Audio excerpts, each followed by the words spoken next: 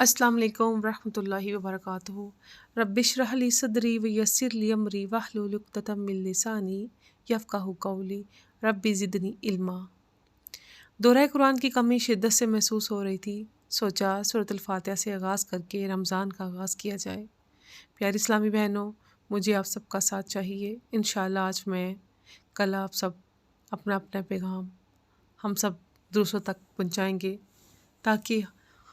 تاکہ ہم اپنے اللہ سبحانہ تعالیٰ کو راضی کر سکیں اور اپنی منزل مقصود تک پہنچ سکیں۔ آغاز کرتے ہیں سورۃ فاتحہ سے۔ بسم اللہ الرحمن الرحیم۔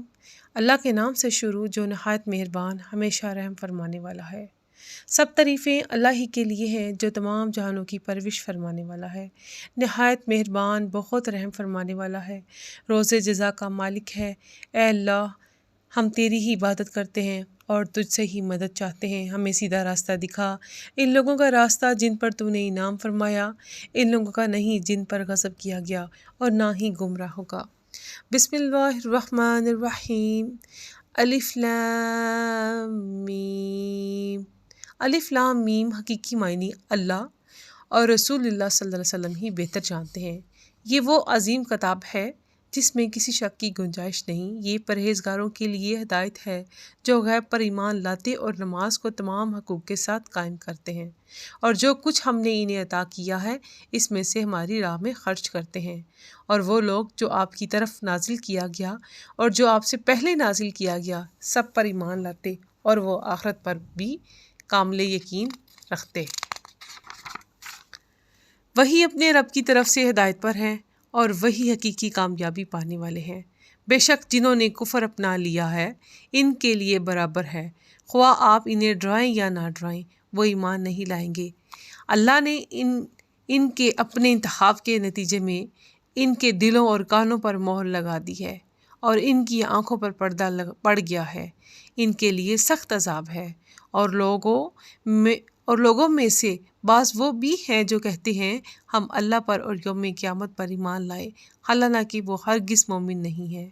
وہ اللہ کو یعنی رسول اللہ صلی اللہ علیہ وسلم کو اور ایمان والوں کو دھوکہ دینا چاہتے ہیں، مگر فی الحقیقت وہ اپنے آپ کو ہی دھوکہ دے رہے ہیں اور انہیں اس کا شعور نہیں ہے۔ ان کے دلوں میں بیماری ہے، پس اللہ نے ان کی بیماری کو اور بڑھا دیا ہے اور ان کے لیے دردناک عذاب ہے، اسی وجہ سے کہ وہ جھوٹ بولتے تھے۔ اور جب ان سے کہا جاتا ہے کہ زمین میں فساد بپا نہ کرو تو کہتے ہیں ہم ہی تو اصلاح کرنے والے ہیں۔ آگاہ ہو جاؤ، یہی لوگ حقیقت میں فساد کرنے والے ہیں مگر انہیں اس کا احساس تک نہیں ہے۔ اور جب ان سے کہا جاتا ہے کہ تم بھی ایمان لاؤ جیسے دوسرے لوگ ایمان لے آئے ہیں تو کہتے ہیں کیا ہم بھی اس طرح ایمان لے آئیں جس طرح وہ بے وقوف ایمان لے آئے۔ جان لو بے وقوفوں، در حقیقت وہ خود ہیں لیکن انہیں اپنی بے وقوفی اور ہلکے پن کا علم نہیں۔ اور جب وہ منافق اہل ایمان سے ملتے ہیں تو کہتے ہیں ہم بھی ایمان لے آئے ہیں، اور جب اپنے شیطانوں سے تنہائی میں ملتے ہیں تو کہتے ہیں ہم یقیناً تمہارے ساتھ ہیں، ہم مسلمانوں کا تو محض مذاق اڑاتے ہیں۔ اللہ انہیں ان کے مذاق کی سزا دیتا ہے اور انہیں ڈھیل دیتا ہے تاکہ وہ خود اپنے انجام تک جا پہنچے، سو وہ خود اپنی سرکشی میں بھٹک رہے ہیں۔ یہی وہ لوگ ہیں جنہوں نے ہدایت کے بدلے گمراہی خریدی، لیکن ان کی تجارت فائدہ مند نہ ہوئی اور وہ فائدہ مند اور نفع بخش سودے کی راہ جانتے ہی نہ تھے۔ ان کی مثال ایسے شخص کی مانند ہے جس نے تاریک ماحول میں آگ جلائی اور جب اس نے گرد و نواح کو روشن کر دیا تو اللہ نے ان کا نور سلب کر لیا اور انہیں تاریکیوں میں چھوڑ دیا، اب وہ کچھ نہیں دیکھتے۔ یہ بہرے، گونگے اور اندھے ہیں، پس وہ راہ راست کی طرف نہیں لوٹیں گے۔ یا ان کی مثال اس بارش کی سی ہے جو آسمان سے برس رہی ہے جس میں اندھیریاں ہیں اور گرج اور چمک بھی ہے، تو وہ کڑک کے باعث موت کے ڈر سے اپنے کانوں میں انگلیاں ٹھونس لیتے ہیں اور اللہ کافروں کو گھیرے ہوئے ہے۔ یوں لگتا ہے کہ بجلی ان کی بنائی اچک لے جائے گی۔ جب بھی ان کے لیے ماحول میں کچھ چمک ہوتی ہے تو اس میں چلنے لگتے ہیں، اور جب ان پر اندھیرا چھا جاتا ہے تو کھڑے ہو جاتے ہیں، اور اگر اللہ چاہتا تو ان کی سماعت اور بصارت بالکل سلب کر لیتا۔ بے شک اللہ ہر چیز پر قادر ہے۔ اے لوگو، اپنے رب کی عبادت کرو جس نے تمہیں پیدا کیا اور ان لوگوں کو بھی جو تم سے پیشتر تھے، تاکہ تم پرہیزگار بن جاؤ، جس نے تمہارے لیے زمین کو فرش اور آسمان کو عمارت بنایا، اور آسمانوں کی طرف سے پانی برسایا، پھر اس کے ذریعے تمہارے کھانے کے لیے پھل پیدا کیے، پس تم اللہ کے لیے شریک نہ ٹھہراؤ، حالانکہ تم حقیقت حال کو جانتے ہو۔ اور اگر تم اس کلام کے بارے میں شک میں مبتلا ہو جو ہم نے اپنے برگزیدہ بندے پر نازل کیا ہے، تو اس جیسی کوئی ایک صورت ہی بنا لاؤ، اور اس کام کے لیے بے شک اللہ کے سوا اپنے سب حمایتوں کو بلا لو، اگر تم اپنے شک اور انکار میں سچے ہو۔ پھر اگر ایسا نہ کر سکو اور ہرگز نہ کر سکو گے، اس آگ سے بچو جس کا ایندھن آدمی یعنی کافر اور پتھر یعنی ان کے بت ہیں جو کافروں کے لیے تیار کی گئی ہے۔ اور اے حبیب، آپ ان لوگوں کو خوشخبری سنا دیں جو ایمان لائے ہیں اور نیک عمل کرتے رہے، ان کے لیے بہشت کے باغات ہیں، ان کے نیچے نہریں بہتی ہیں۔ جب انہیں ان باغات میں سے کوئی پھل کھانے کو دیا جائے گا تو اس کی ظاہری صورت دیکھ کر کہیں گے یہ تو وہی پھل ہے جو ہمیں دنیا میں پہلے دیا گیا تھا، حالانکہ انہیں صورت میں ملتے جلتے پھل دیے گئے ہوں گے۔ ان کے لیے جنت میں پاکیزہ بیویاں بھی ہوں گی اور وہ ہمیشہ رہیں گی۔ بے شک اللہ اس بات سے نہیں شرماتا سمجھانے کے لیے کوئی بھی مثال بیان فرمائے، خواہ مچھر کی ہو یا ایسی چیز کی جو حقارت میں اس سے بھی بڑھ کر ہو۔ تو جو لوگ ایمان لائے وہ خوب جانتے ہیں یہ مثال ان کے رب کی طرف سے حق کی نشاندہی ہے، اور جنہوں نے کفر اختیار کیا وہ اسے سن کر یہ کہتے ہیں ایسی تمثیل سے اللہ کو کیا سروکار۔ اس طرح اللہ ایک ہی بات کے ذریعے بہت سے لوگوں کو گمراہ ٹھہراتا ہے اور بہت سے لوگوں کو ہدایت دیتا ہے، اور اس سے صرف انہی کو گمراہی میں ڈالتا ہے جو پہلے ہی نافرمان ہیں۔ یہ نافرمان وہ لوگ ہیں جو اللہ کے عہد کو اس سے پختہ کرنے کے بعد توڑتے ہیں اور اس تعلق کو کاٹتے ہیں جس کو اللہ نے جوڑنے کا حکم دیا ہے، اور زمین میں فساد برپا کرتے ہیں۔ یہی لوگ نقصان اٹھانے والے ہیں۔ تم کس طرح اللہ کا انکار کرتے ہو، حالانکہ تم بے جان تھے، اس نے تمہیں زندگی بخشی، پھر تمہیں موت سے ہمکنار کرے گا اور پھر تمہیں زندہ کرے گا، پھر تم اسی کی طرف لوٹائے جاؤ گے۔ وہی ہے جس نے سب کچھ جو زمین میں ہے تمہارے لیے پیدا کیا۔ پھر وہ کائنات کے بالائی حصوں کی طرف متوجہ ہوا تو اس نے انہیں درست کر کے ان کے 7 آسمانی طبقات بنا دیے، اور وہ ہر چیز کا جاننے والا ہے۔ اور وہ وقت یاد کریں جب آپ کے رب نے فرشتوں سے فرمایا کہ میں زمین میں اپنا نائب بنانے والا ہوں۔ انہوں نے عرض کیا کیا تو زمین میں کسی ایسے شخص کو نائب بنائے گا جو اس میں فساد انگیزی کرے گا اور خون ریزی کرے گا، حالانکہ ہم تیری حمد کے ساتھ تسبیح کرتے رہتے ہیں اور ہم وقت پاکیزگی بیان کرتے ہیں۔ اللہ نے فرمایا میں وہ کچھ جانتا ہوں جو تم نہیں جانتے۔ اور اللہ نے آدم علیہ السلام کو تمام اشیاء کے نام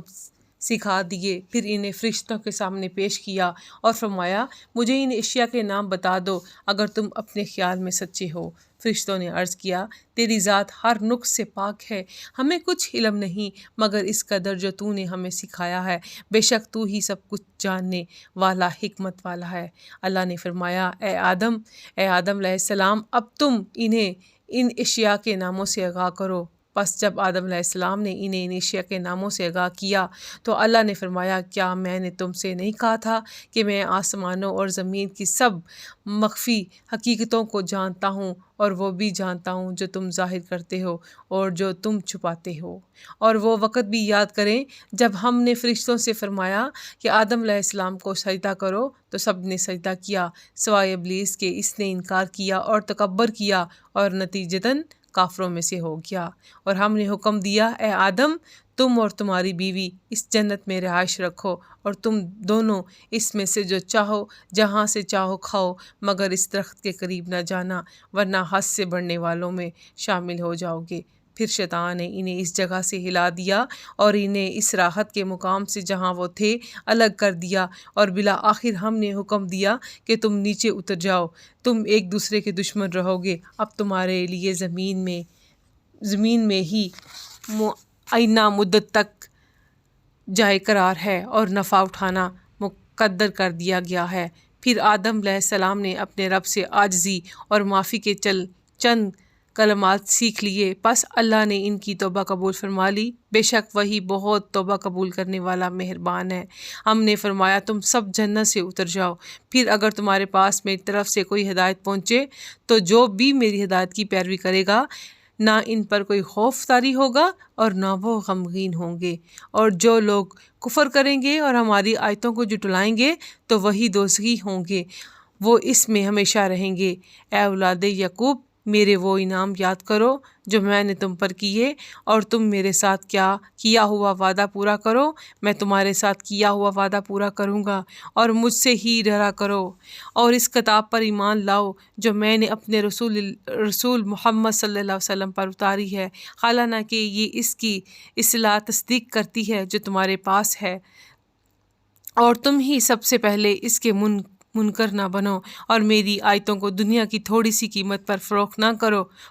نہ کرو، اور مجھ سے ہی ڈرتے رہو، اور حق کی آمیزش باطل کے ساتھ نہ کرو، اور نہ ہی حق کو جان بوجھ کر چھپاؤ، اور نماز قائم رکھو اور زکوٰۃ دیا کرو، اور رکوع کرنے والوں کے ساتھ مل کر رکوع کیا کرو۔ کیا تم لوگوں کو نیکی کا حکم دیتے ہو اور اپنے آپ کو بھول جاتے ہو، حالانکہ تم اللہ کی کتاب بھی پڑھتے ہو؟ تو کیا تم نہیں سوچتے؟ اور صبر اور نماز کے ذریعے اللہ سے مدد چاہو، اور بے شک یہ گراں ہے، مگر ان عاجزوں پر ہرگز نہیں جن کے دل محبت الہی سے خستہ اور خشیت الہی سے شکستہ ہیں۔ یہ وہ لوگ ہیں جو یقین رکھتے ہیں کہ وہ اپنے رب سے ملاقات کرنے والے ہیں اور وہ اسی کی طرف لوٹ کر جانے والے ہیں۔ اے اولاد یعقوب، میرے وہ انعام یاد کرو جو میں نے تم پر کیے، کہ میں نے تمہیں اس زمانے میں سب لوگوں پر فضیلت دی، اور اس دن سے ڈرو جس دن کوئی جان کسی دوسرے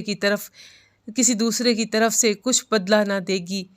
نہ دے سکے گی، اور نہ ہی اس کی طرف سے کسی ایسے شخص کی کوئی سفارش قبول کی جائے گی جس سے اذن الہی حاصل نہ ہوگا، اور نہ ہی اس کی طرف سے جان چھڑانے کے لیے کوئی معاوضہ قبول کیا جائے گا، اور نہ ہی امر الہی کے خلاف ان کی امداد کی جا سکے گی۔ اور وہ وقت بھی یاد کرو جب ہم نے تمہیں قوم فرعون سے نجات بخشی اور تمہیں انتہائی سخت عذاب دیتے تھے، تمہارے بیٹوں کو ذبح کرتے اور تمہاری بیٹیوں کو زندہ رکھتے تھے، اور اس میں تمہارے پروردگار کی طرف سے بڑی کڑی آزمائش تھی۔ اور جب ہم نے تمہیں بچانے کے لیے دریا کو پھاڑ دیا سو ہم نے تمہیں اس طرح نجات عطا کی، اور دوسری طرف ہم نے تمہاری آنکھوں کے سامنے قوم فرعون کو غرق کر دیا۔ اور وہ وقت بھی یاد کرو جب ہم نے موسیٰ علیہ السلام سے 40 راتوں کا وعدہ فرمایا تھا، پھر تم نے موسیٰ علیہ السلام کے چلہ اعتکاف میں جانے کے بعد بچڑے کو اپنا معبود بنا لیا، تو تم واقعی بڑے ظالم تھے۔ پھر ہم نے اس کے بعد بھی تمہیں معاف کر دیا تاکہ تم شکر گزار ہو جاؤ۔ اور جب ہم نے موسیٰ علیہ السلام کو کتاب اور حق کے باطل میں فرق کرنے والا معجزہ عطا کیا تاکہ تم راہ ہدایت پاؤ، اور جب موسیٰ نے اپنی قوم سے کہا، اے میری قوم، بے شک تم نے بچھڑے کو اپنا معبود بنا کر اپنی جانوں پر بڑا ظلم کیا ہے، تو اب اپنے پیدا فرمانے والے حقیقی رب کے حضور توبہ کرو، پس آپس میں ایک دوسرے کو قتل کر ڈالو، یہی عمل تمہارے لیے بہتر خالق کے نزدیک بہترین توبہ ہے، پھر اس نے تمہاری توبہ قبول فرما لی، یقیناً وہ بڑا ہی توبہ قبول کرنے والا مہربان ہے۔ اور جب تم نے کہا، اے موسیٰ، ہم آپ پر ہرگز ایمان نہ لائیں گے یہاں تک کہ ہم اللہ کو آنکھوں کے سامنے بالکل آشکار دیکھ لیں، پس اس پر تمہیں کڑک نے آ لیا جو تمہاری موت کا باعث بن گئی، اور تم خود یہ منظر دیکھتے رہے، پھر ہم نے تمہارے مرنے کے بعد تمہیں دوبارہ زندہ کیا تاکہ تم ہمارا شکر ادا کرو، اور یاد کرو جب ہم نے تم پر وادی تیا میں بادل کا سایہ کیے رکھا اور ہم نے تم پر منسلوا اتارا کہ تم ہماری طاقی ہوئی پاکیزہ چیزوں میں سے کھاؤ، سو انہوں نے نافرمانی اور ناشکری کر کے ہمارا کچھ نہیں بگاڑا مگر اپنی ہی جانوں پر ظلم کرتے رہے۔ اور یاد کرو جب ہم نے فرمایا اس شہر میں داخل ہو جاؤ اور اس میں جہاں سے چاہو خوب جی بھر کے کھاؤ، اور یہ کہ شہر کے دروازے میں سجدہ کرتے ہوئے داخل ہونا اور یہ کہتے جانا اے ہمارے رب ہم سب خطاؤں کی بخشش چاہتے ہیں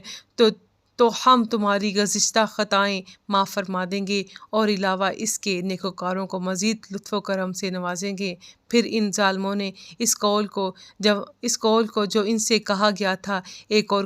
کلمہ سے بدل ڈالا، سو ہم نے ان ظالموں پر آسمان سے بصورت طاعون سخت آفت اتاری، اور اس وجہ سے کہ وہ مسلسل حکم عدولی کر رہے تھے۔ اور وہ وقت بھی یاد کرو جب موسیٰ نے اپنی قوم کے لیے پانی مانگا تو ہم نے فرمایا اپنا عصا اس پتھر پر مارو، پھر اس پتھر سے 12 چشمے پھوٹ پڑے۔ وقتاً ہر گروہ نے اپنا اپنا گھاٹ پہچان لیا۔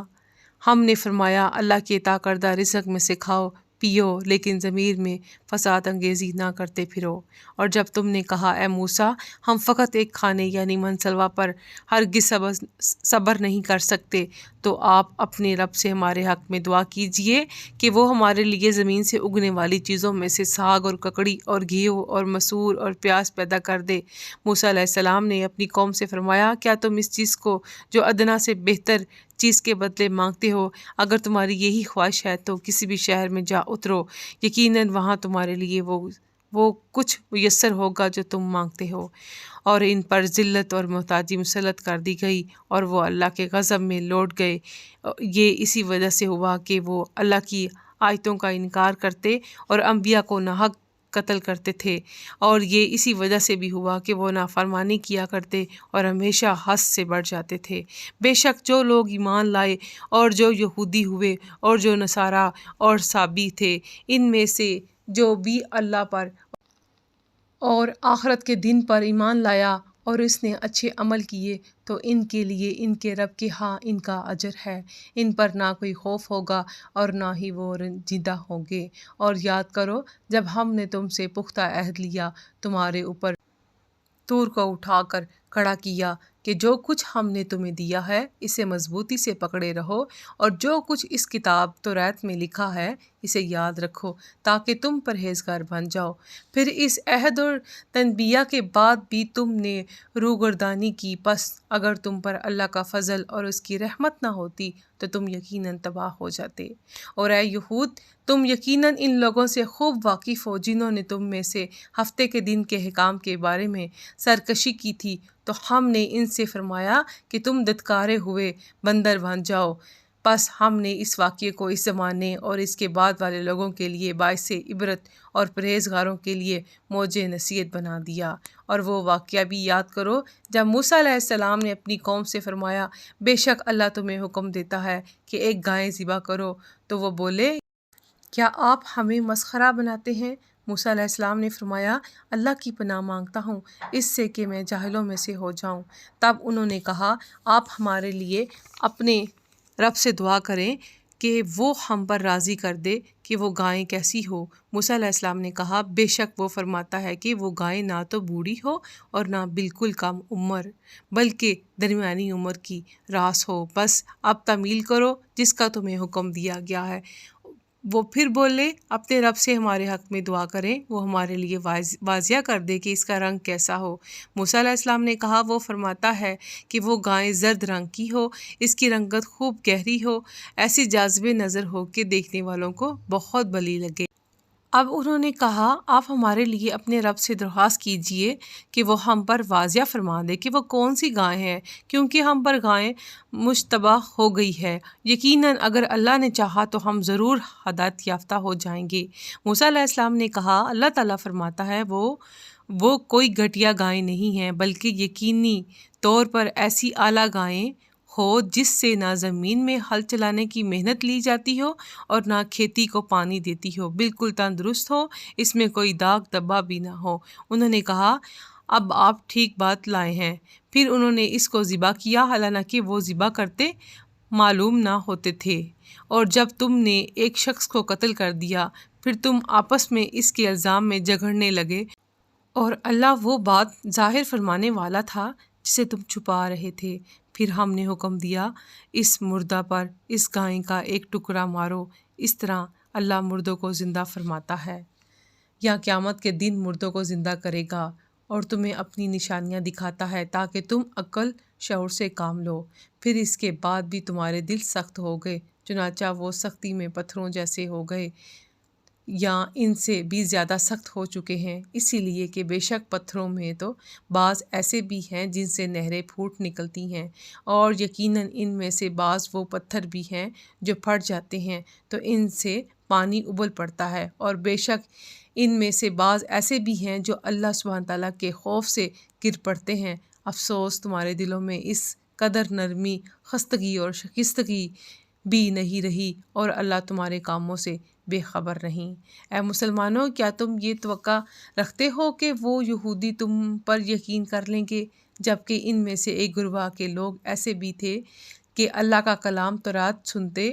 پھر اسے سمجھنے کے بعد خود بدل